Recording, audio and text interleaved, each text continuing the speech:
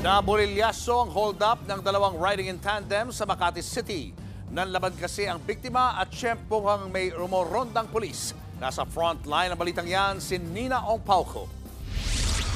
Imbes na sasanglaan ng diretsyo, sa presinto ang bagsak ng dalawang lalaking ng hold-up sa Makati.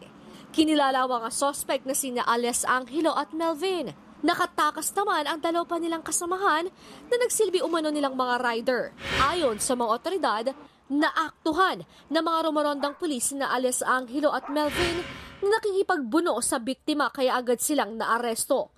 Kwento ng biktima, pauwi na siya at naghihintay na lang na binook na ride-hailing app nang biglang hinablot ng mga kawatan ang kanyang kwintas at bracelet na nagkakahalaga ng higit 30,000 pesos. May sentimental value raw sa kanya ang mga ito kaya siya nanlaban. Sa huli, na-recover ang mga alahas. Nakumpiska rin mula sa dalawang sospek ang isang baril at isang replika nito. Depensa ng dalawa, naaya lang sila ng mga nakatakas na kasabwat. Hindi po namin nakalain na sabi po nila si Manny. Ganun ho, dala po ng kahirapan, dala po ng kagipitan para sa amin. Mangyayari po niyan, kami po yung bodyguard lang po sana. Hindi po namin alam na ganun po pala yung plano.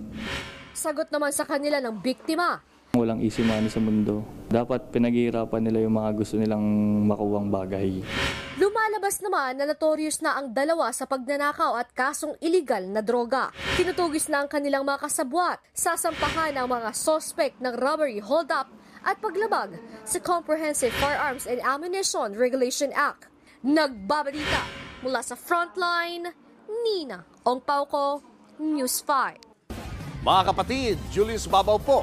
Para sa komprehensibo at makabuluhang balitaan at talakayan, mag-follow at mag-subscribe na sa social media pages ng News 5.